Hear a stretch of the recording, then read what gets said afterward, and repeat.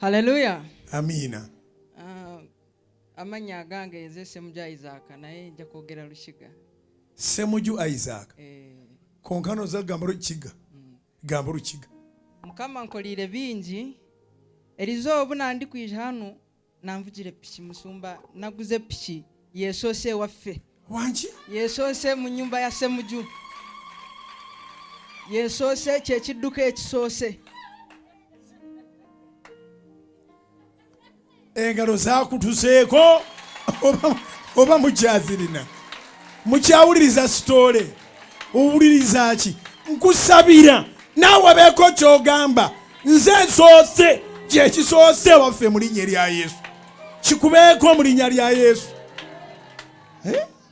Congratulations. Natandika okuwuliriza musumba Bujingo mu mwezi gw'okutaano. Olwo kati lwogera si Lukiga.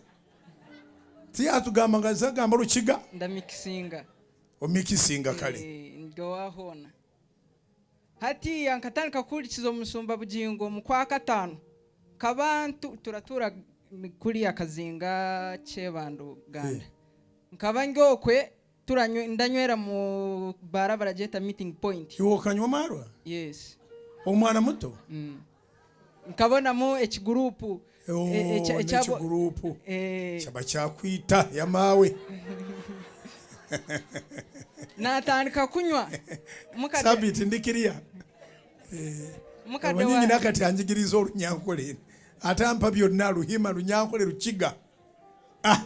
Mukade wanje gaheru batandika kumusindikira bwa message ngeno kazale kihungu ngeno kazale omutumbafu kyekimonde na waransindikira bwa message ya WhatsApp ati naye nkwegayiridde mwana gwo onswaza erinnya lyange onswaza nengana ye Mukama ngansabira mu bakristaayo naye ngenjiri tenoga tenyikira ne batuwa okulembera abavubuka kati nze we namalanga sigenda yo ngambira ku TV goko ngana omuntu agamba saba ng'owulira ebyo biyingira nnyo okusinga biri nenga kansabe nenga sijja ngamba mpita waawo ngamba bantu babeerawo mu butenti ku Sunday mbeerako nendaba ku TV kati nenzijja najja mugwa 7 najja ne ogamba saba esala y'obwangu nali nva bweyogerere nempitira wano zaali sawa 8 zennyini nesanga basasala ya bwangu nali tuka wali abadde alina okutula wasanga mina kudduka buddusi nali ntuuka wali noga saba esala y'obwangu neneetolola bwenti ekirowoozo nekiŋŋamba saba piki nenga Mukama Katonda nsaba piki ate mu bwangu nenga nsaba piki wadde siina ssente naye nsaba piki bwangu nenziruka bwenti nentuula eri wansi olwama lutuule wansi n'obuulira n'ogaba amafuta twali mu kisiibo ky'ebireekaana bisirike. Buli kisiibo kiba n'omulamwa ekigukwerabiza guba tigukwatako naye buli nannyini mulamwa ekisiibo kyaba akijjukira.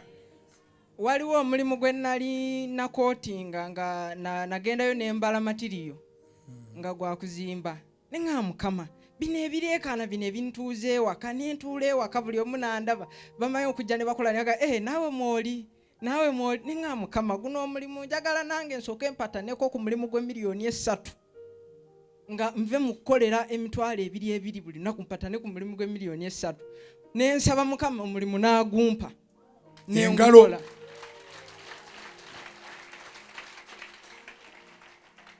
Night prayer yasembayo wano nali ntudde side za wali mu tent nensaba nenga Mukama nasaba esala yange ey'obwangu nfune piki ng'oluddeyo nenga Mukama sala nagisaamu gwa 5 tutuno tuli mu December nensirika nenkwate kuboneza nenzikirira kati nali sisabye nali ku TV nempulira musumba nga agamba ekiruddewo Mukama akireeta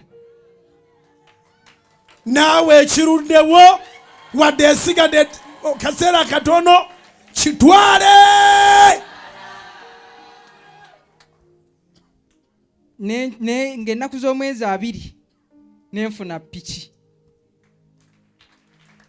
neŋŋenda buli we nagenze nga baatangala musumba yagaba bajja kulaba basamaalirire waliwo we nagenze ne basamaalirira. Nkwatira ku bisumulusomo bijjuza amafuta ate tojja kugirwako eyo Mukama agenda kuwa emmotoka. Nga ne basamaalirira abaali baweerezanga mu message nti oli mu maalwa. Ne basamaalirira Mukama n'ankolera. Kati lunaku lumu nali waka nga ntaddeko soloti, nze TV yange teva ku soloti. Amiina. Nga ndi ku soloti mukwano gwange najja naga olaba akakasajja yakuba kateni bwati naga olaba akakasajja ne mugaa gwe sirika. Wacha wewe. Ne mugamba sirika. Nenga mukoze eki. Tewali. Nangamba musonda Pentagon mwali mugirabyeko ne mugaa oba agizimba oba tagizimba kasitanze gwenjagala.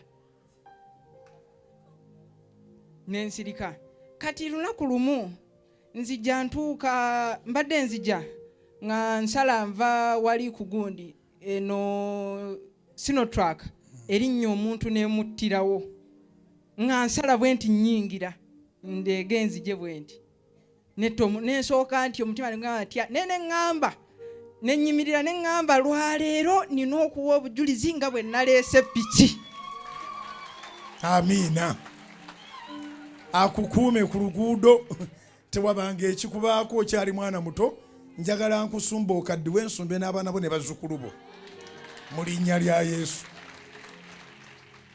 Bayite. Mpita abantu mwenna mujje ku Vision Night. Nali wano mu Independence Night nali ntudde mmanga eri ku muti musumba n'agamba bino bye biro byo.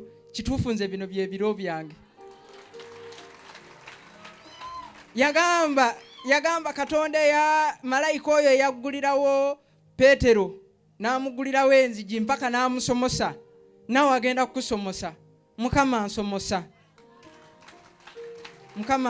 Nali nnyo omwenge nga nina emyaka 15.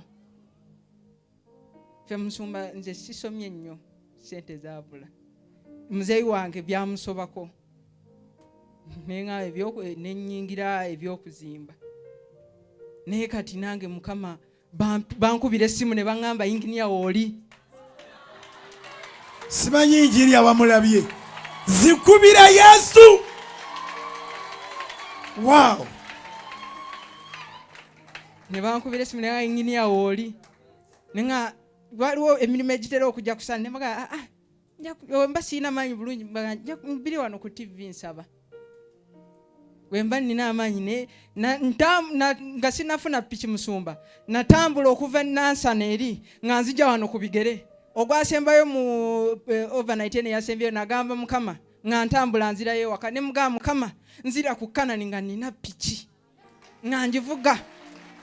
We nabadde njigula ne nga sijja kuteekako sitiika pozi nja kuteekako ya soloti yokka. Nze damu bayite tunabayita. Mpita abantu bonna banyonyole Vision Book okola otya. Vision Book nze eyange nagiwandiika nga tukyali mu gwa 12. Ninga Mukama yampa ekisa ekyo neva mu Church of Uganda nagende waffe mu kyalo mu November. Kati nga omayi basanyukira abavudde e Kampala ne bampa akazindaalo. Ne magana nsabira nno mu house of prayer. Ne bangamba house kyeki.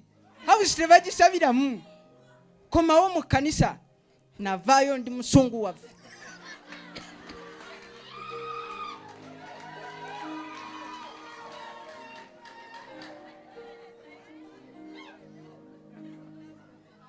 Navaayo ndi musungu waffe. Nenzija wano ne ngamba Mukama bana abantu ebbanga lye mmaze mu Church of Uganda nenkulembera n'abavubuka nga byensaba sibitegeera naye kati byensaba mbitegeera. Ngenda kube nengamba ebyo si bigambo byange naye Matayo essula 21 olunyiriro lwe 13 11 12 13 ne 14 Yesu asanga ennyumba ye bagifudde byakuzanyisa mulimu abanyazi yatugamba tugiyitenga house naga my house shall be called a house of prayer but not a den of thieves. So Reverend Owama ino kitegeera nti ennyumba ya Mukama ekigambo house tekitegeeza nti basula mu nsule ya Mukama yagamba my house it is written that my house shall be called a house of prayer, but not a den of thieves. So tetujinga bye tukola tubijja mu Bayibuli. Ate neno Church of Uganda no si ye Kenya. Abooluganda muli mu church yawa eye Uganda. Sebo omuntu addira ekintu bwe kino n'akifuula nti ddiini naye eri awo. Waliwo Church of Nigeria, Church of Kenya, Church of Tanzania. Wano tulimu House of Prayer Ministries International, Church of Uganda. Tuwabula olika. Musumba ofunye ekinyegenyege.